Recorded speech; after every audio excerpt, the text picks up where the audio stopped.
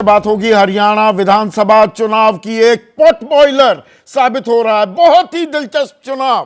कहने को विधानसभा चुनाव छोटा राज्य है, 90 ही सीटें हैं, लेकिन इसमें हर तरह का मसाला, राजनीतिक मसाला भरपूर मात्रा में इस्तेमाल होता दिखाई दे रहा है। और आज मैं दो धाराओं की बात करने वाला हूं। भाई, पहलवानी के अखाड़े से राजनीति के अखाड़े में देश की आन बान शान आ गई। अब उनका राजनीतिकरण भी हो गया। विनेश फोगाट और बजरंग पूनिया कांग्रेस में शामिल हो गए हैं। विनेश फोगाट जुलाना से, जींद के जुलाना से चुनाव भी लड़ने वाली हैं और किसान मोर्चे के कार्यकारी अध्यक्ष बना दिए गए हैं कांग्रेस के बजरंग पूनिया। अब ये तो हो गया, अभी और चलेंगी ब्रजभूषण शरण सिंह और पलटवार कर रहे हैं। अपनी तीस, अपनी खींच, अपनी खिसियाहट अभी निकाल रहे हैं। लेकिन दो धाराएं और चल रही। एक है उड़ता तीर कहते हैं ना, या पड़ी लकड़ी उठा लेना। मैं बड़ी सादी सी गांव देहात की देसी भाषा का भी इस्तेमाल कर रहा हूं। कांग्रेस फ्रंट फुट पर दिख रही है हरियाणा में, और बात चल रही थी, उम्मीदवारों का ऐलान होना था कि 4 दिन पहले राहुल गांधी को यकायक ख्याल आया कि अरे हम तो इंडिया गठबंधन के हिस्सा है ना, उसकी अगुवाई कर रहे हैं, तो हरियाणा में आम आदमी पार्टी के साथ गठबंधन क्यों ना किया जाए। यह 4 दिन पहले जो चुनाव समिति थी, कांग्रेस की केंद्रीय चुनाव समिति की बैठक के दौरान यह बात कही। और फिर लगातार 4 दिन से आपके सामने खबरें आ रही हैं कि भाई कांग्रेस 5 सीट देने को तैयार है, फिर 7 पर आ गई। जो आम आदमी पार्टी 20 सीटें मांग रही थी वो 10 पर आ गई। अब बात बिगड़ गई है, पर यह कहने को कोई तैयार नहीं। सीधा सीधा कौन कहे?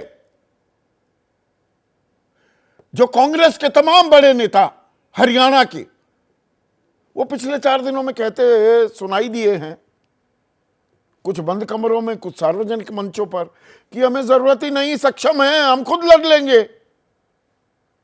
आम आदमी पार्टी की क्या दरकार, ऐसी क्या जरूरत है हमें, हम तो खुद ही चुनाव जीत रहे हैं, मुकम्मल हैं। इसमें भूपेंद्र सिंह हुड्डा भी शामिल थे, जो सबसे बड़े चेहरा हैं, कि वो बहुत ज्यादा सीटें मांग रहे हैं, बात नहीं बन पाएगी। पर राहुल गांधी ने कहा तो भाई बात नजरअंदाज कैसे की जा सकती है। और राहुल गांधी ने लगे हाथ तो यह भी कह दिया कि देखिए मैं कोई निर्देश नहीं दे रहा हूं, ये कोई फरमान जारी नहीं है, एक सलाह है, देखिए आप इसको, इस पर विचार कीजिए। पर ऐन मौके पर जब सब कुछ तय होता दिख रहा था, upsetting the apple cart, so as to say, जो अंग्रेजी में कहते हैं, वो हो गया क्या? अभी राघव चड्ढा और केसी वेणुगोपाल के बीच कुछ बातें चल रही हैं। क्या बातें हो रही हैं? दीपक बाबरिया वो भी हैं बातों में शामिल। तो राघव चड्ढा कह रहे हैं बातचीत जारी है, देश और हरियाणा के हित में किया जा सकता है गठबंधन। यह कल शाम का बयान है। लेकिन आम आदमी पार्टी के हरियाणा प्रभारी, दो प्रभारी हैं, संदीप पाठक और सुशील गुप्ता। तो संदीप पाठक कह रहे हैं जो हमें कमजोर आंकेगा वो भविष्य में खुद पछताएगा। अब कमजोर कौन आंक रहा है? अब आम आदमी कह रही है हम तो 50 लड़ेंगे। अरे भाई, अभी लोकसभा चुनाव में भी आप लड़े, वो कांग्रेस के साथ गठबंधन किया, 29,000 वोटों से हार गए सुशील गुप्ता कुरुक्षेत्र में।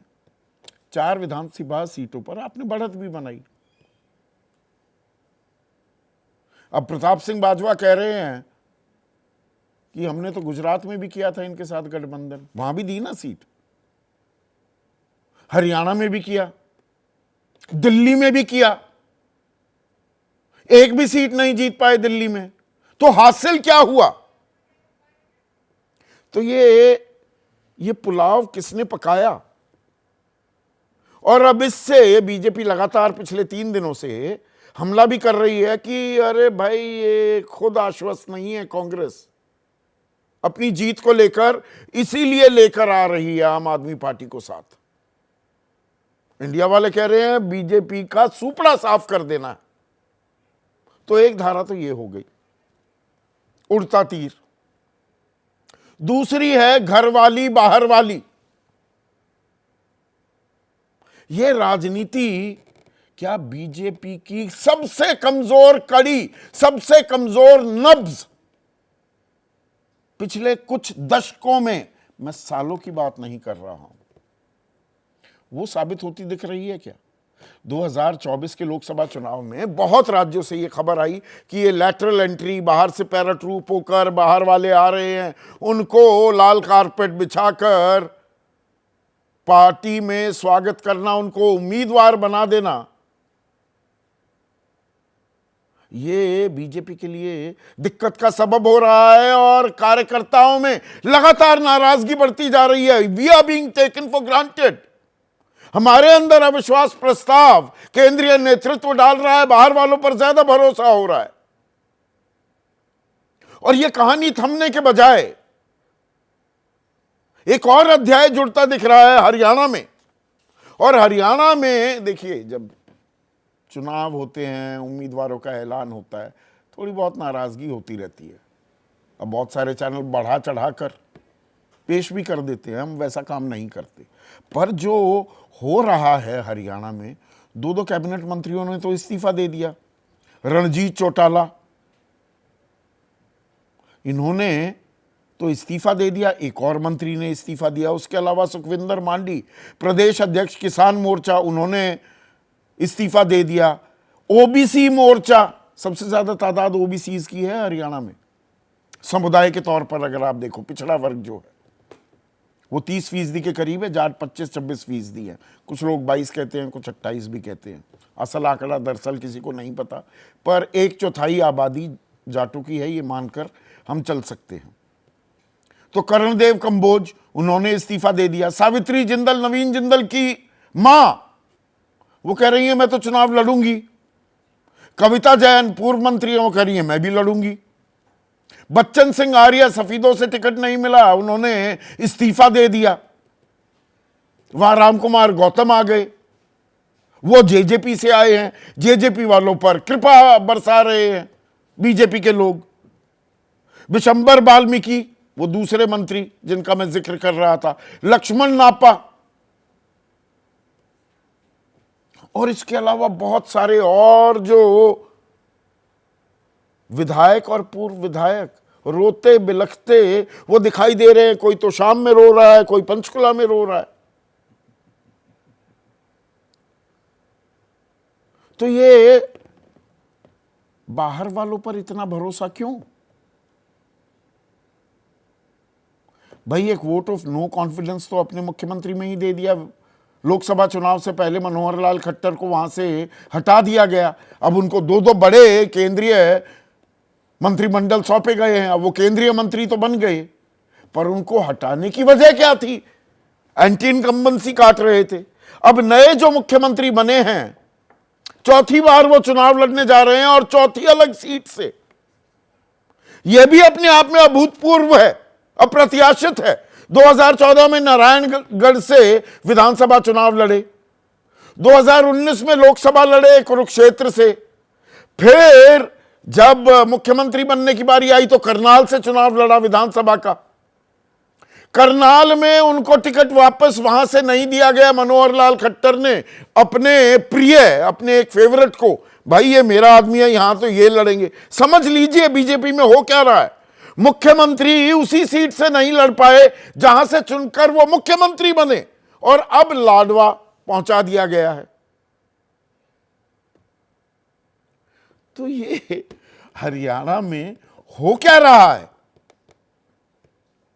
और हरियाणा को लेकर एक दिल्ली में हम बैठे हुए बड़ी आसान विश्लेषण भी करते हैं। हम बहुत से लोगों को बहुत जल्दी चाणक्य भी बना देते हैं कि जाट वर्सेस नॉन जाट राजनीति गोटियां ऐसी सेट की हैं, फिट की हैं बीजेपी ने कि 10 साल राज कर लिया। अब जाट वर्सेस नॉन जाट मतलब जाटों ने बीजेपी को वोट ही नहीं दिया और बीजेपी 10 की 10 सीटें जीत गई 2019 में। इससे आसान, इससे सुस्त, इससे लेजी विश्लेषण कोई हो नहीं सकता जो राष्ट्रीय चैनलों पर लगातार होता है हरियाणा को लेकर। और ऐसा जाट नॉन जाट चल रहा है तो सिरसा से कुमारी शैलजा कैसे जीत गई? वो तो जाट बहुल इलाका नहीं है। अंबाला से कांग्रेस का उम्मीदवार कैसे जीत गया? वहां भी कुछ यही हाल है। दीपेंद्र हुड्डा रोहतक में 3.5 लाख के मार्जिन से कैसे जीत गए? रोहतक, अगर हम शहर की बात करें, वहां तो पंजाबियों की तादाद ज्यादा है। और 2019 में भी आपको लिए चलता हूं, ये आसान विश्लेषण क्यों मैं कह रहा हूं, लेजी एनालिसिस, अंदर खाने कोई जाता ही नहीं है। तो राई, वहां पर एमएनएसएस राई है स्कूल में, वहां का प्रोडक्ट हूं, बड़े गर्व से यह बात कहता हूं ताल ठोक कर। They made a man out of me, उस स्कूल की बदौलत हूं मैं बहुत कुछ जो आज हूं। वो पूरा जाटों का गढ़, वो इलाका, वहां बीजेपी जीती। और Faridabad NIT, total non Jat इलाका, शहरी इलाका, वहां कांग्रेस जीती। तो हम यहां लेजी एनालिसिस नहीं करते, ये थोड़ा बताने की जरूरत थी। पर ये जो दो धाराएं चल रही हैं, ये क्या कहानी कह रही हैं हरियाणा में दोनों ही बड़ी पार्टियों के बारे में, चाहे कांग्रेस हो, उड़ता तीर, और घर वाला बाहर वाला, ये बीमारी बीजेपी में जो घर कर गई है। ऐसे में आज का सीधा सवाल, ना कांग्रेस तैयार, ना कांग्रेस ना आप तैयार, राहुल को गठबंधन की क्या दरकार कि भाई सबको साथ लेकर चलना है। और बीजेपी में गदर टिकट पर हरियाणा का चुनाव बाहरी पर, अब जिसको ले आइए जी। वो किरण चौधरी 9 जून को आई बीजेपी में, अब वो राज्यसभा भेज दी बीजेपी ने, उनकी बेटी को भी टिकट दे दिया। वो मैं आंकड़े बता चुका हूं, 10 में से 6 उम्मीदवार लोकसभा में वो बाहरी थे। नवीन जिंदल, अब उनकी मां भी कह रही हैं, कुलदीप बिश्नोई अपने बेटे को टिकट दिलाने में कामयाब हो गए। हर कोई कुछ ना कुछ मांगता फिर रहा है। आज के जो हमारे खास मेहमान हैं, किसी भी राजनीतिक दल का कोई नुमाइंदा नहीं, वरिष्ठ पत्रकार जिन्होंने एड़ियां घिसी हैं राजनीति समझने में, वो मेरे साथ जुड़ गए हैं। देश के सबसे बड़े चुनावी विश्लेषकों में से एक संजय कुमार, हरियाणा की राजनीति को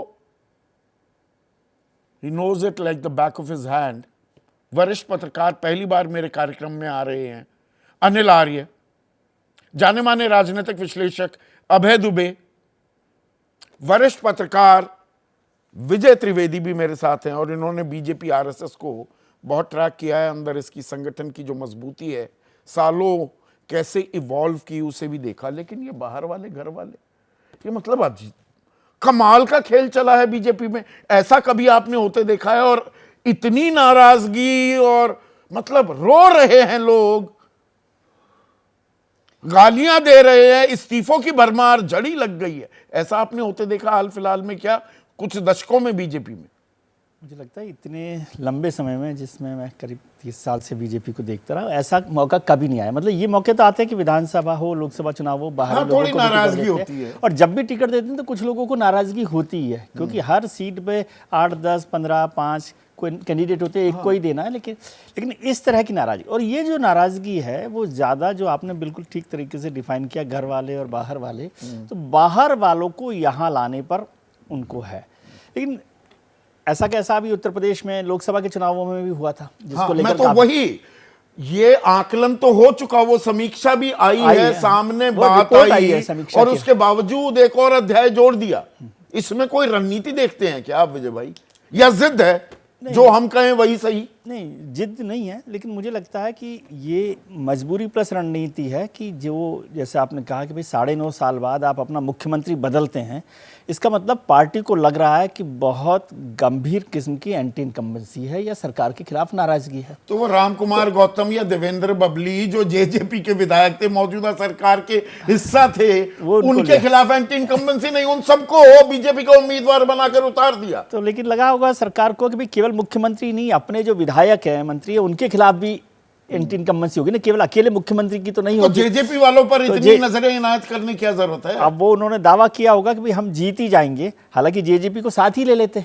या अंदर खाने से खबर यह भी आ रही है कि मनोहर लाल खट्टर ने पहले ही इनसे संपर्क साध रखा था और भरोसा दे रखा था आपको खड़ा करवाएंगे। मोटे तौर पर इस चुनाव में जो मुझे जानकारी मिली, खट्टर साहब ने काफी महत्वपूर्ण भूमिका निभाई है। हटा भी दिया पर आज भी रिमोट उन्हीं के हाथ में है। हाँ, उनके तो फिर हाथ नायब में सिंह मोटे सैनी तौर क्या पर, करेंगे? वैसे आर्य साहब बताएंगे कि क्या है, लेकिन ये संघ में और भारतीय जनता पार्टी में, खासतौर से हरियाणा में भी और दिल्ली में भी मैं देख रहा हूँ कि चर्चा हो रही है कि भाई ये कब तक चलेगा कि बाहर वालों को हम यहाँ पर लाएंगे और अपने लोगों को पुश करते रहेंगे। और इसीलिए इस मतलब तरह की किरण नाराजगी, चौधरी जिनकी कांग्रेस ने नहीं सुनी, उनको राज्यसभा भी दे दी और बेटी और को इस पर बड़ी उम्मीदवार बना दिया। जी, इस पर बड़ी चर्चा हुई थी कि यदि बाहर से आप लोग लेकर आ रहे हैं तो उन्हें उम्मीदवार बनाइए लोकसभा विधानसभा चुनाव में, ताकि वो जीतें तो एक एडिशनल आपके पास ताकत बने। राज्यसभा भेजने की नवीन जिंदल का है ना, 2 दिन पहले पार्टी ज्वाइन करते हैं, उसके बाद कुरुक्षेत्र से उम्मीदवार बना देते हैं नवीन जिंदल को बीजेपी वाले। और जब कोयला घोटाला हुआ था, सबसे ज्यादा नाम तो नवीन जिंदल का ले रहे थे कि यहां पर तो क्लियर ट्रेल है, भ्रष्टाचार है, ये तो जेल में जाना चाहिए। अब उन्हीं की मां सावित्री जिंदल कह रही है मैं तो चुनाव लड़ूंगी हिसार से। देखिए, घोटालों पर चर्चा करेंगे तो फिर आप प्रोग्राम कहेंगे। नहीं, घोटाले पे नहीं, मैं एम्बैरेसिंग सिचुएशन ये कि जिस नवीन जिंदल को आप लोकसभा लेकर आए, अब उनकी मां कह रही है मैं तो लड़ूंगी। हाँ, लेकिन सावित्री जी ने कहा भाई मैंने तो बीजेपी ज्वाइन नहीं की है, मैं बीजेपी की माँ बेटा दोनों आए थे ज्वाइन करने, लेकिन मैं ज्वाइन नहीं किया। और अब वो जिद कर रही है कि वहाँ जीतूंगी, और मैं लंबे समय से वहाँ, वो पहले एमएलए भी वहाँ पर रह चुकी हैं, तो वो लड़ाई हो रही है। तो और दूसरी बात देखिए कि पिछली बार भी और इस बार भी जो बाहर के लोग हैं, एक तो उनसे नुकसान हो रहा है, दूसरा वो लोग मौका पाकर वापस भी चले जाते हैं दूसरी जगह पर। हाँ, अभी कई लोग कांग्रेस में चले गए जो मंत्री बनाए बिल्कुल आपने, जा रहे हैं। सरकार में नहीं बनाए। चौटाला साहब की भी आप जिक्र कर ही लो, रणजीत जी को लेकर आए थे, इस्तीफा देकर चले गए। तो फिर उसका फायदा क्या है, उसकी क्या सोच समझ है। लेकिन जो बात मेरी हुई उसमें उनका कहना यही था कि भाई पार्टी के जो एमएलएज हैं उनके खिलाफ बड़ी एंटी इनकम्बेंसी है, उनसे लोगों की नाराजगी है, तो उसको कितना वो किया जा सकता है, ठीक किया जा सकता है, दुरुस्त किया जा सकता है, वो एक्सरसाइज वहाँ पर की जा रही है। और उनको एक और बड़ा भरोसा है कि ये आप हमारे 8-10 एमएलएज की चिंता करते रहते हो, वहाँ पर कांग्रेस में तो 3 बड़े लीडर हैं, 3 मुख्यमंत्री हैं, वो आपस में ही कर लेंगे, हमारी चिंता छोड़ दीजिए। नहीं, उनकी भी आएंगे, वो अपना मतलब वो तो उड़ता तीर। हाँ, मैं सोच समझकर वो जो पड़ी लकड़ी वो उठा रहे हैं, उनकी बात करेंगे। पहले बीजेपी की समस्या तो समझ रहे हैं कि बीजेपी वाले ये समझ रहे हैं कि भाई इस तरह का होगा, और अब दबाव है। और इस समय सेंट्रल लीडरशिप थोड़ा सा दूर है, हालांकि हरियाणा सबसे करीब है दिल्ली से। तो प्रधानमंत्री मोदी के करिश्मे पर ही अब वो सब मुझे नहीं लगता भरोसा लगाए बैठे हैं। मुझे नहीं लगता। इसमें एक चीज और बताइए, जो ये गदर कटा हुआ है बीजेपी में, प्रधानमंत्री मोदी किसी भी विधानसभा चुनाव, छोड़िए लोकसभा चुनाव, तो विधानसभा चुनाव में भी जितनी तन्मयता और तत्परता रैली करने के लिए दिखाते हैं, बिल्कुल विपरीत है वो अटल बिहारी वाजपेयी से इस मामले में। मतलब अटल बिहारी वाजपेयी से तो गुजारिश करनी पड़ती थी, तो वो 1 या 2 रैली के लिए, वो भी उत्तर प्रदेश जैसे राज्य में, हरियाणा में तो शायद वो तैयार भी ना हो। तो क्या उतनी ही रैलियां करेंगे जैसे पहले करते आए हैं? मुझे इस बार कम लग रहा है कि प्रधानमंत्री का इन्वॉल्वमेंट, आपको जाएंगे रैली करेंगे क्योंकि पार्टी उनकी है, चुनाव वहाँ पर जिताना है, लेकिन उस तरह का इन्वॉल्वमेंट मुझे अभी पार्टी की जो सेंट्रल लीडरशिप है उसका हरियाणा के चुनावों में नहीं दिख रहा। और वो जो लोकल लीडरशिप है, यानी हरियाणा की जो लीडरशिप है, वो इस पूरे काम को देख रही है। जितना उनको बुलाना होगा वो बुलाएंगे, लेकिन ये चुनाव मुझे जो आज की तारीख में दिख रहा है, प्रधानमंत्री नरेंद्र मोदी के चेहरे पर बीजेपी नहीं लड़ने जा रही है। आपको ऐसा लग रहा है अनिल आर्य? देखिए, मुझे लगता है कि हरियाणा में मनोहर खट्टर की जो उपस्थिति है वो आज भी वहीं की वहीं है। जब वो मुख्यमंत्री नहीं रहे तब ये बात कही जाती रही थी कि सुपर सीएम के तौर पे मनोहर खट्टर जी का प्रभाव जारी है। जो लिस्ट अभी आई है उस लिस्ट को भी अगर आप देखेंगे, अगर बिल्कुल अंत तक विश्लेषण उसका करें, तो स्पष्ट छाप दिखती है कि मनोहरलाल खट्टर जी की इन्वॉल्वमेंट पूरी तरह रही है। और ये बात बिल्कुल सच है कि जब उनको हटाया गया था 6 महीने पहले, तब भी ये लग रहा था कि एंटी इनकम्बेंसी की वजह से हटा रहे हैं। लेकिन अगर वही एंटी इनकम्बेंसी की बात थी जो आप भी कह रहे थे अभी, कि जो विधायक चाहे वो जसपा से आ रहे हैं, चाहे कांग्रेस से कुछ लोग आ रहे हैं, क्या उनकी एंटी इनकम्बेंसी नहीं है? असल मुद्दा क्या है कि जो भाजपा का वर्कर है, वो पार्टी से पूरी तरह दूर हो गया है। पिछले 10 सालों में काम हुए या नहीं हुए, वो एक अलग इशू है। लेकिन जो कार्यकर्ता है, उसको बिल्कुल अछूत की तरह ट्रीट किया गया। तो हरियाणा की लीडरशिप थी, उस लीडरशिप ने कार्यकर्ता के ऊपर बिल्कुल भरोसा नहीं जताया। मनोहरलाल खट्टर का पूरा भरोसा अधिकारियों पर रहा, ना विधायकों पर रहा, ना कार्यकर्ताओं पर रहा। एक ये बहुत बड़ी वजह है कि भाजपा का कार्यकर्ता पूरी तरह उदासीन है। ये चीज हमने लोकसभा में भी देखी थी और विधानसभा में भी ये चीज आ रही ये है। अनिल दूसरी आर्य, बात, ये मैंने 20 दिन पहले अपने कार्यक्रम में कहा था कि एक लाइन में अगर हरियाणा का चुनाव अभी अनफोल्ड जो होता दिख रहा है, जैसे चुनावी बिसात बिछती दिख रही है, वो एक लाइन 20 दिन पहले मैंने कही थी कि कांग्रेस को जनता जिता रही है और बीजेपी को कार्यकर्ता हरवा रहा है। तो बीजेपी के नेताओं ने थोड़ा एतराज दर्ज भी कराया था। यही होता दिख रहा है क्या अब हरियाणा में? एग्जैक्टली आपने जो बात कही थी 20 दिन पहले, मैं तब नहीं सुन पाया, लेकिन जो आपका आकलन है वो 100% ठीक है। भाजपा का कार्यकर्ता पार्टी से, पार्टी लीडरशिप से पूरी तरह विमुख हो चुका है। और जो कांग्रेस के लीडर्स हैं, उनसे ज्यादा एक्टिव जो जनता है, वो उनके साथ खड़ी है। एक ऐसा सेंटिमेंट बन गया हरियाणा के अंदर कि कांग्रेस सत्ता में वापसी आ रही है। वो जो सेंटिमेंट्स है, उसकी वजह से कांग्रेस को बहुत बड़ा फायदा होने जा रहा है। अभी जो इस्तीफों की बात हम कर रहे हैं भाजपा की, तो भाजपा के लोग छोड़ छोड़ के भाग रहे हैं। अभी बड़ी लीडरशिप के साथ साथ 100 से अधिक इस्तीफे ऐसे लोगों के हो चुके हैं जो अपने अपने क्षेत्र में बड़े प्रभावशाली लोग हैं। हाँ, तो मुझे लगता है कि ये जो इस्तीफों का सिलसिला है, अभी 67 सीट आई है, 23 सीट बाकी हैं। हालांकि कांग्रेस ने बड़ी चतुराई ये दिखाई कि 31 सीटों पे जो घोषणा की है, उसमें 29 सिटिंग एमएलए हैं। भले ही 3 एमएलए वो भी हैं कि जिनके ऊपर चार्जेस हैं, और एक उदयभान और एक विनेश फोगाट, वो लोग वो हैं जिनके क्षेत्र में बगावत की गुंजाइश कम है। तो वो जो मैनेजमेंट था डैमेज कंट्रोल वाला, कांग्रेस किसी हद तक अभी कर पाई है। लेकिन अगर एक साथ 71 सीट उनकी आ जाती, तो मुझे लगता है कि वहां भी इस्तीफे होने थे। पर चूंकि 10 साल बीजेपी सत्ता में रही है, इसका खामियाजा बीजेपी को भुगतना पड़ रहा है आपने और एक और भुगतेगा। बात अनिल जी, एक अहम बात जो कही कि भाई मनोहर लाल खट्टर अभी भी सुपर सीएम की तरह काम कर रहे हैं।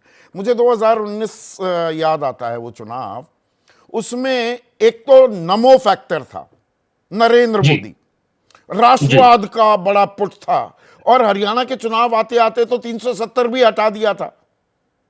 पर उस वक्त भी, और मैंने एक दिन बिताया था मनोहर लाल खट्टर के साथ, मनोहर लाल खट्टर ये माने बैठे थे कि नमो नहीं मनो फैक्टर चल रहा है। मनोहर लाल, नमो नहीं मनो। और 75 की ताल ठोकी जा रही थी, आपको ध्यान होगा अनिल आर्य जी। जी और मैंने जी कहा था कि वो आपकी बहुमत थोड़ी दिक्कत में दिख रही है। तो अभी भी मनो पर ही ताल ठोक रही है क्या नहीं बीजेपी? नहीं, अब मनो पर ताल ठोकने का रिस्क बीजेपी नहीं ले रही, वो नमो पर भी ताल ठोकनी नहीं ठोक रही है। आप ये तय मानिए कि जो फैक्टर हर बार मनो या नमो का था, वो दोनों फैक्टर हरियाणा की राजनीति से इस वक्त उतने कारगर नहीं है जितने पहले थे। जो बात आप 2019 के चुनाव की कर रहे थे, 75 पार का जो नारा दिया था, मैं ये मानता हूं, तब भी मैंने चैनल्स पे कहा था कि भाजपा को 75 पार का नारा बहुत बड़ा नुकसान दे के गया है। वो इस अहम में, उस अहंकार में आ गए थे कि लोकसभा की 10 सीटें जो जीती थी, उसमें 79 सीटों पे, विधानसभा सीटों पर तो ये मनो भाजपा जीती नमो थी। के बाद एक नस की भी बात कर लेते हैं, नायब सिंह सैनी। मैं नस, एक और चीज अब यहां पर जोड़ रहा हूं, कमजोर नब्ज बना दिया, क्या कमजोर नस बना दिया नायब सिंह सैनी को। चौथा चुनाव, चौथी सीट, करनाल से ही नहीं खड़ा किया। जी हमारा उम्मीदवार, मेरा उम्मीदवार होना चाहिए मनोहर लाल खट्टर, वहां अड़ गए, इनको भेज दिया कि लाडवा के लाडले बनो।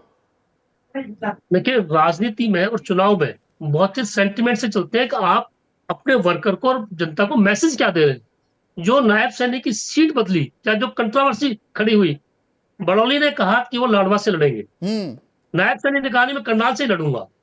मतलब वो जो स्थिति थी, वो क्या स्थिति थी, आपके सीएम को नहीं पता कि आप कहां से लड़ने जा रहे हो। एग्जैक्टली। एक बात और देखिए आप, 16 अगस्त को जब चुनाव घोषित हुए, सुबह नायब सैनी 9 बजे प्रेस कॉन्फ्रेंस करते हैं और वो कहते हैं कि चुनाव तो तय समय पे होंगे। हाँ, आप एक प्रदेश के सीएम हैं, आपको ये नहीं मालूम कि क्या होने जा रहा है। एक बात मैं और कहना चाहूंगा संदीप यहाँ, कि जो नायब सैनी है, मुझे ऐसा लगता है अगर नायब सैनी को 1-1.5 साल पहले ला दिया गया होता, तो वो जो उनकी लास्ट में जो स्पीड थी, जब उन्होंने छाया मुक्त होने की कोशिश की, नायब से नायाब अगर बनना था तो उनको एक बड़ी छाया से मुक्त होना पड़ता।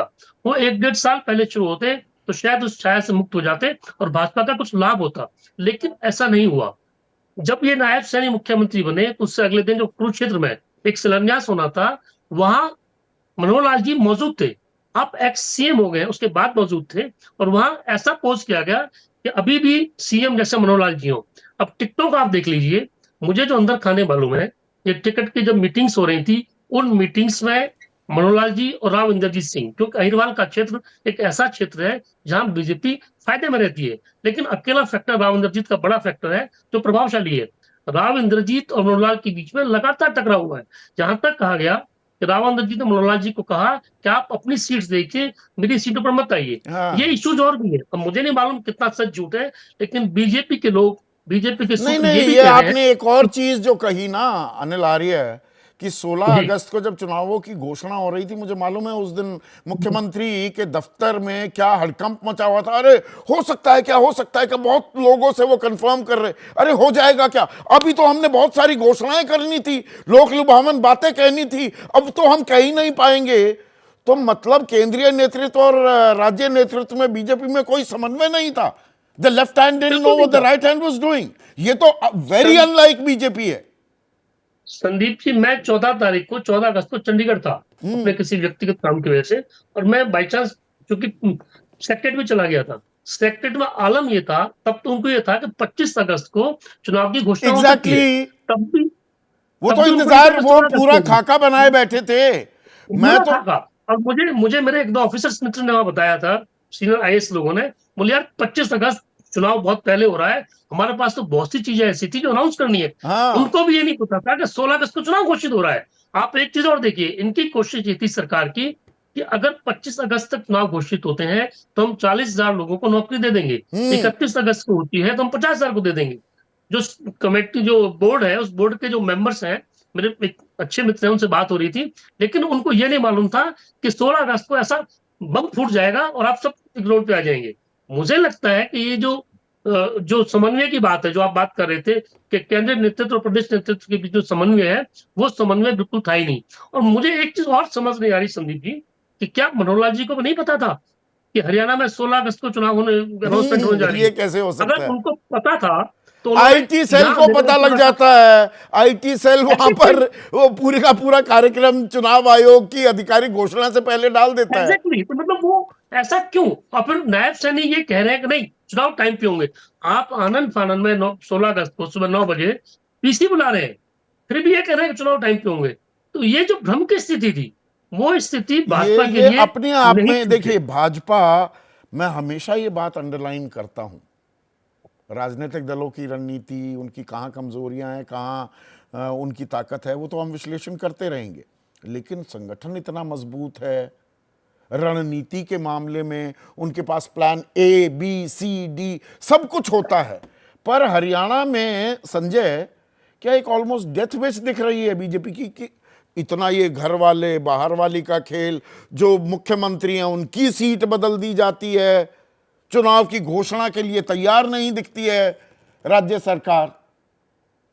ये कुछ मतलब अकल्पनीय सा होता दिख रहा है।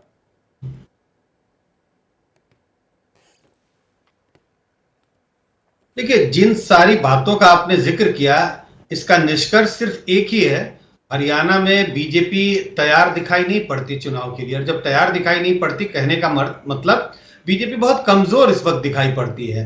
और मुझे लगता है कि 2014 से अगर 24 के चुनाव के पहले तक की बात करें, तो पार्टी, जब बीजेपी बहुत मजबूत थी, लगातार चुनावें जीत रही थी, चाहे लोकसभा का हो, विधानसभा का हो, और तब इस तरह की घटनाएं या इस तरह की चीजें नहीं होती थी बीजेपी के अंदर में। ये सब कांग्रेस में होता था। और अगर याद करिए 2004 से 14 के बीच में, 14 से थोड़ा 2 साल पहले तक कांग्रेस में ऐसी घटनाएं नहीं होती थी, क्योंकि समय पार्टी बहुत पावरफुल थी।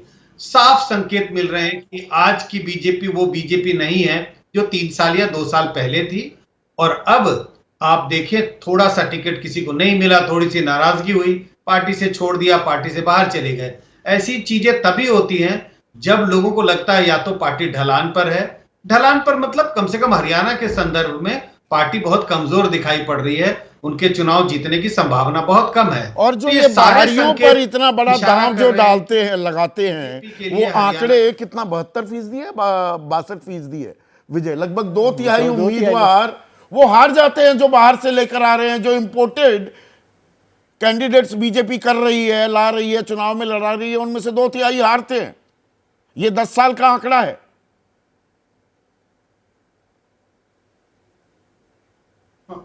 नहीं, हारने के बावजूद अगर बीजेपी उन्हें लेके आ रही है, इसका सीधा सीधा निष्कर्ष तो मैं यही निकालूंगा, बीजेपी इस बात से आश्वस्त नहीं है कि उनके सिटिंग एमएलए या तो चुनाव जीत पाएंगे या फिर उनके पास जो उपलब्ध नेता हैं, चाहे वो अलग अलग दावेदार हैं, उन बीजेपी को लगता है पार्टी के शीर्ष नेता को और जो राज्य की जो इकाई है, भाई ये शायद जीतने में सफल नहीं होंगे। इसी वजह से चाहे आंकड़े जो भी बताएं, आंकड़े ये बताते हैं कि ढेर सारे लोग जो पार्टी बदल के आते हैं वो चुनाव हार जाते हैं। इसके बावजूद अगर बीजेपी उन पर दांव लगा रही है तो आप समझ सकते हैं बीजेपी ये की देखिए भीतर अपनी घात तैयारी कैसी है, अंतर्कलह बीजेपी के होती है लीडर्स संजय, जैसा विजय भी कह रहे थे कि चुनाव से पहले होती है, पर ये जिस स्केल पर हो रही है, तो आपने इतने चुनावों का विश्लेषण किया है, ये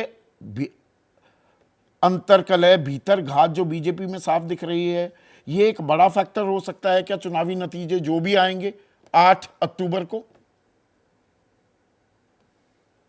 असर बड़ा होगा चुनाव पर इसका? हाँ, बिल्कुल बड़ा फैक्टर होगा। भले बीजेपी चाहे चुनाव जीत, हाँ, बिल्कुल मुझे तो लगता है इसका सारा नेगेटिव ही असर होगा, इसका पॉजिटिव होने की तो कोई गुंजाइश नहीं है। मान लीजिए बीजेपी चुनाव जीत भी जाए तो भी इसका विश्लेषण अब शायद चुनाव जीतने के बाद आंकड़े होंगे तो किया जा सकता है, लेकिन इस वक्त तो मुझे लगता है कि सारे संकेत एक ही तरफ इशारा कर रहे हैं, बीजेपी को उसका नुकसान होगा।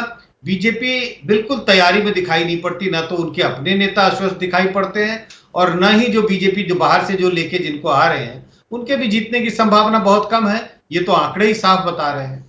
अब कांग्रेस की भी बात कर लें। ये कांग्रेस ने, जब सब कुछ कांग्रेस के फेवर में होता दिख रहा है, वो कांग्रेस की कोई मेहनत या करनी का फल नहीं है, पर ये उड़ता तीर पकड़ लिया है क्या कांग्रेस ने आम आदमी पार्टी के साथ कि जी गठबंधन करेंगे? 4 दिन पहले याद आया, कोई जमीन तैयार नहीं की थी और अभी भी वो अटकता भटकता दिख रहा है। संदीप पाठक कह रहे हैं जो हमें कमजोर आकेगा वो पछताएगा, हम तो 50 पर लड़ेंगे। ये खामखा पड़ी लकड़ी उठाई गई है क्या? नहीं, मुझे लगता है स्पष्ट नीति होनी चाहिए, इससे कार्यकर्ताओं का मनोबल गिरता है और कम से कम एक तरह से जो कहते हैं परसेप्शन बनता है कि देखो ये एक साथ लड़ नहीं सकते। भले लोकसभा चुनाव में भी देखा गया कि दिल्ली में तो चुनाव एक साथ लड़े, लेकिन पंजाब में एक दूसरे के खिलाफ लड़े। तो जिस तरह की बातचीत हो रही है, मुझे लगता है पार्टियों को उस तरह से उससे बचना चाहिए। अगर गठबंधन करना है, स्पष्ट रूप से कहें गठबंधन होना है, लेकिन ये जो आज लग रहा है गठबंधन होगा और कल एक दूसरे पर हमलावर है, इससे किसी भी पार्टी को फायदा नहीं होगा, ना तो कांग्रेस को ना आम आदमी पार्टी को। मुझे लगता है कि बीजेपी के लिए भी संजीवनी साबित हो सकती है क्या? तो भी गठबंधन अगर कर ले तो कम से कम एक परसेंट बना रहेगा इंडिया। नहीं, बीजेपी के लिए भी एक संजीवनी साबित हो सकती है। बीजेपी वो तो पहले ही दिन से कहने लगी थी जब ये बात हुई कि देखिए अपनी जीत को लेकर आशंकित है या भरोसा नहीं है कि वो जीत जाएंगे अपने दम पर, इसलिए आम आदमी पार्टी की बैसाखी की दरकार हो रही है। तो ये ब्रीदिंग स्पेस भी मिलती है क्या, या दे दी है कांग्रेस ने बीजेपी को?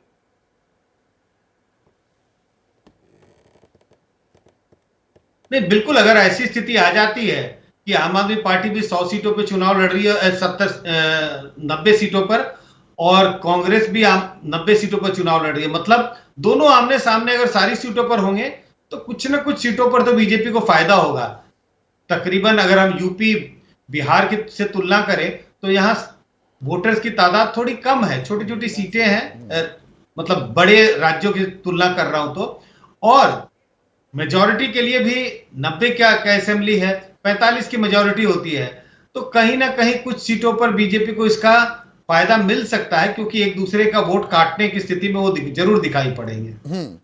और यहाँ पे हमने देखा, खैर वो तो कांग्रेस के साथ गठबंधन में थी आम आदमी पार्टी, तो 4 सीटों पर वो बढ़त भी बनाई थी, लेकिन यहाँ हम ये नहीं भूल सकते कि बहुत सारी सीटें ऐसी हैं जो पंजाब से जुड़ी हुई हैं, वो 12-13 सीटें हैं, और बहुत सारी सीटें दिल्ली से भी, दिल्ली के आसपास है। दोनों ही जगह, पंजाब में आम आदमी पार्टी की सरकार है, दिल्ली में आम आदमी पार्टी की सरकार है, तो वो ओवरलैपिंग बहुत होती है। ऐसे थोड़ा है कि कोई बॉर्डर हो गया तो अलग से कोई बाड़ा लगा हुआ है, वो तो बॉर्डर तो पोरस हैं और लोगों का मानस भी एक जैसा होता है।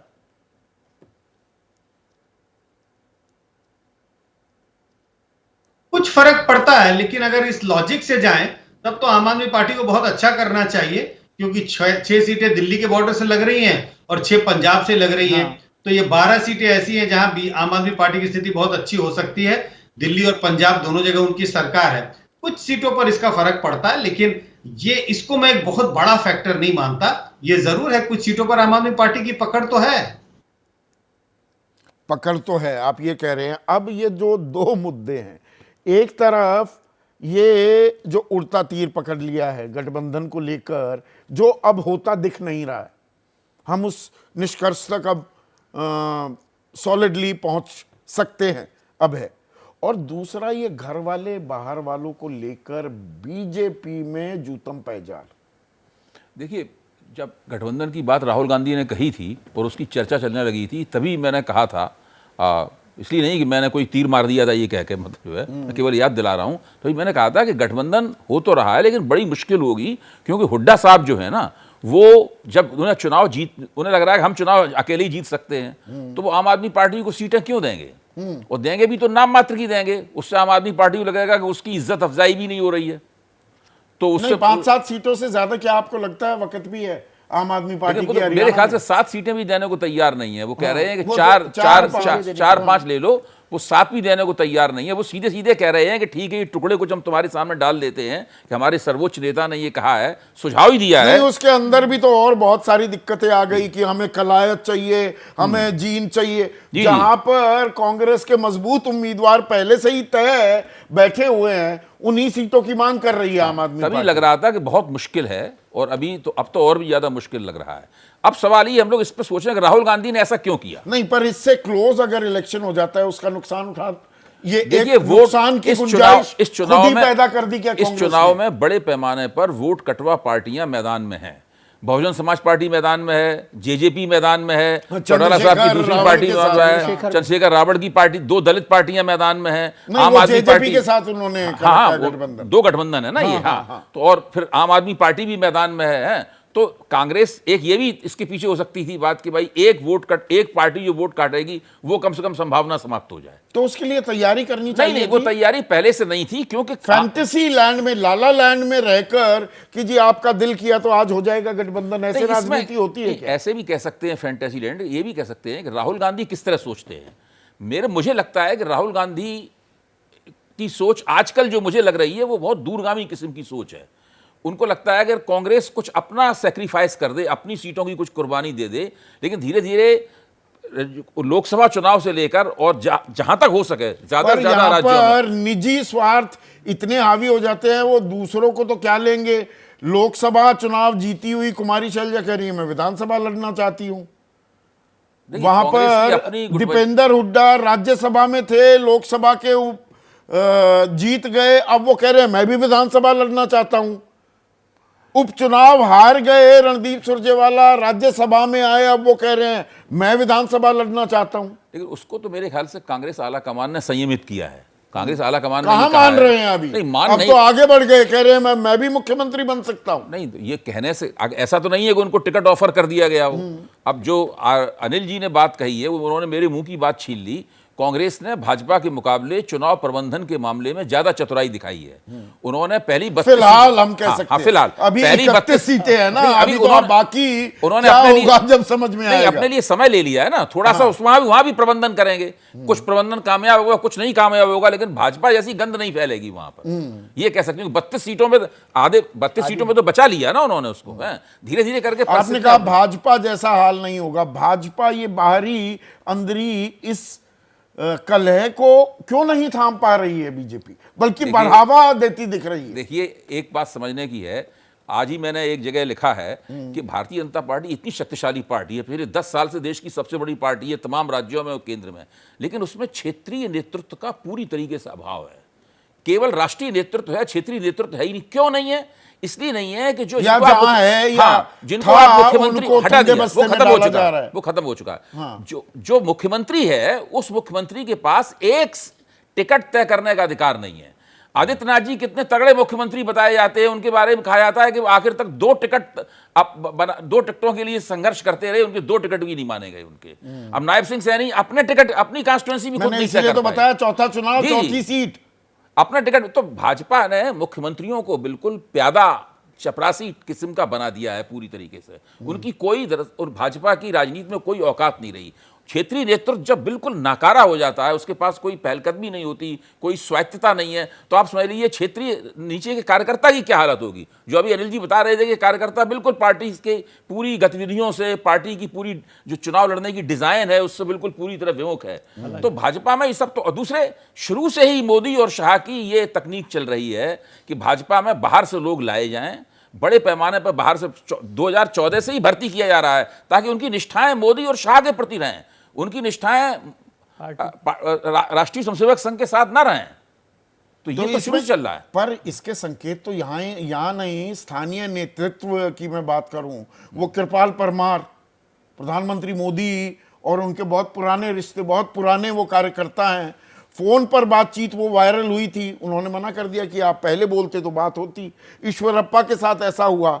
तो जो कार्यकर्ताओं की नाराजगी मोल लेने को क्यों तैयार है बीजेपी नेतृत्व? देखिए भारती, अब आप एक बात ये भी सोचिए, मैं बार बार इस बात को कहना फिर अब मेरे ख्याल से विजय जी मेरी बात की तस्दीक करेंगे। जब पहला चुनाव हरियाणा में जीता भारतीय जनता पार्टी ने और अभूतपूर्व जीत हासिल की, उस वक्त किसको पता था कि मनोहर लाल खट्टर को मुख्यमंत्री बनाया जाएगा? कोई नहीं जानता था उनको। मैं तो नहीं, कम से कम जानता था। कलनौर में बैठे हुए कोई नहीं जानता। अमित शाह भी नहीं जानते होंगे कि इस नाम का कोई बंदा है। लेकिन उनको बना दिया गया मुख्यमंत्री। फिर वो बहुमत कायम नहीं रख पाए, फिर से दोबारा मुख्यमंत्री बना दिया गया। असाधारण जीत से आप यहां तक आ गए कि भाजपा के समर्थक भी कहते हैं कि भाई 15-20 सीटें जीतेगी भारतीय जनता पार्टी। तो जब इतनी बुरी हालत है, उसका जिम्मेदार कौन है? उसका जिम्मेदार वो व्यक्ति है जिसने लगातार एक इस तरह के व्यक्ति को, जो अच्छा प्रशासक नहीं था, उसको हरियाणा भाजपा के ऊपर ठोक दिया। और आज भी वही अपने रिमोट से सब चला रहा है, जैसा कि अभी अभी चर्चा से दिखाई पड़ रहा है। और यहां पर पिच क्या कांग्रेस तैयार करती दिख रही है? ये एक नई चीज हमने लोकसभा चुनाव में भी देखा कि थोड़ा विपक्ष पिच तैयार कर रहा था। हरियाणा में पूरी पिच अब क्या कांग्रेस तैयार कर रही है? विनेश फोगाट या बजरंग पूनिया की भी बात हो, अब ब्रजभूषण शरण सिंह कुछ बोलते रहे, मनोहर लाल खट्टर कुछ बोलते रहे। दरअसल एडवांटेज कांग्रेस दिख रहा है कि आपको उनकी पिच पर जाकर खेलना पड़ रहा है, आप अपना पिच नहीं तैयार कर पा रहे। नहीं, अपना पिच तो बीजेपी ने, आप इसको समझिए ना, फिर वहीं पर आ गए हम लोग। अपना पिच तो बीजेपी ने 6 महीने पहले छोड़ दिया जब आपने मुख्यमंत्री बदला। वो एक ऐसा मौका था, या तो आप चला लेते 6 महीने और, या फिर 1 साल पहले आप करते, जैसे अनिल जी भी 1.5 साल पहले करते, 1.5 साल पहले करते, तो वो पहले वहां छोड़ दिया। और आज पूरे घर के बदल डाले तो देखो, गुजरात को हरियाणा से प्रत्याशित नतीजे भी हासिल किए। गुजरात को हरियाणा से मत जोड़िए, हर प्रदेश अलग अलग तरह का गुजरात है। तो अलग स्टेट है। हरियाणा एक्चुअली, हरियाणा तो बीजेपी का स्टेट नहीं रहा, वो तो 2014 मैक्सिमम 2014 से पहले, तो इसलिए वो तो एक हासिल की थी आपने, और उस पर किस तरह से कब्जा किया गया। और अब लेकिन अब ये चुनाव कांग्रेस के पिच पर खेला जा रहा है, कांग्रेस अपनी तरह से लड़ाई लड़ रही है। लेकिन मुझे यहाँ पर फिर वही एक बात लगती है, क्योंकि चुनावों के लिए मैं हमेशा कहता हूँ कि चुनावों का अंतिम सत्य नतीजे होते हैं। बिल्कुल, अभी तो बहुत पानी लेकिन बहना आप है। देखिए ना, छत्तीसगढ़ में विधानसभा चुनावों में कांग्रेस इसी अहंकार के साथ थी, और मध्य प्रदेश में भी जब गठबंधन को लेकर 3 समाजवादी महीने पार्टी, पहले तक तो डन डील था, हाँ, मध्य तो प्रदेश डन डील की था, जीत गई कांग्रेस। डन डील था मध्य प्रदेश और तभी तो छत्तीसगढ़ दोनों, अखिलेश करते मध्य घूम प्रदेश रहे और थे। छत्तीसगढ़ दोनों। हाँ। तो इसलिए अभी चुनाव आगे बढ़ने दीजिए कि क्या हो रहा है। इसका मतलब ये नहीं कह रहा हूं मैं कि बीजेपी जीत जाएगी। एक छोटा सा कमेंट अनिल आर्या आपसे, जो विजय कह रहे हैं, बिल्कुल यही तो तजुर्बेकार जब लोग होते हैं तो ये बातें ध्यान रखने की हैं। चुनाव में अभी भी दमखम दिख रहा है, कुछ पलटने की आशंका, संभावना, जो भी आप शब्द इस्तेमाल करना चाहें, अभी भी इंतजार करना चाहिए, या लगभग जो दिशा है चुनाव की वो तय होती दिख गई है? नहीं संदीप जी, मैं ये नहीं मानता कि दिशा तय हो गई है। उसका कारण क्या है कि कांग्रेस में भी इनफाइटिंग कम नहीं है। एक बार कांग्रेस की टिकट जब सामने आएंगी, वहां क्या स्थिति होती है वो देखने लायक होगी। कारण क्या है कि वहां चाहे एसआरके गुट है, चाहे वो एसआरबी गुट बन गया है अभी। हाँ शैलजा की अपनी धारा है, रणदीप सुरजेवाला की अपनी धारा है, हाँ भूपेंद्र हुड्डा की अपनी धारा है। एक इंटरेस्टिंग चीज मैं आपको ये कहना चाहता हूँ कि 2004 का जब चुनाव कांग्रेस ने जीता था, उस वक्त भजनलाल जी के नाम पे चुनाव जीता गया। लेकिन चूंकि भजनलाल जी को नरसिंहा राव की दोस्ती की वजह से सोनिया गांधी जी पसंद नहीं करती थी, तो भूपेंद्र हुड्डा को मुख्यमंत्री बना दिया गया। जी भजनलाल पार्टी छोड़ गए। यही स्थितियां क्या अब होंगी क्या? अब भी ये लग रहा है, तो पार्टी में चर्चाएं हैं, कांग्रेस के लोगों के बीच में चर्चा है, कहीं ऐसा तो नहीं होगा कि पार्टी चुनाव हुड्डा को आगे रख के जीत रही हो, लेकिन स्थितियां क्या हो, क्योंकि हुड्डा के ऊपर तो ईडी की और वही सीबीआई की मुख्यमंत्री को तलवार लटकी हुई है। लेकर हर कोई ताल क्यों ठोक रहा है? कहानी में कोई ट्विस्ट भी आ सकता है क्या? कुमारी शैलजा भी हैं, रणदीप भी हैं और दीपेंद्र भी, भाई उत्तराधिकारी के तौर पर वो भी कह रहे हैं कि मैं विधायक का चुनाव लड़ने को तैयार हूं। 2000 का बहुत ही बेहतरीन वो उदाहरण अनिल आर्या ने पेश किया है। इस पर भी गौर करने की जरूरत होगी क्या आने वाले दिनों में।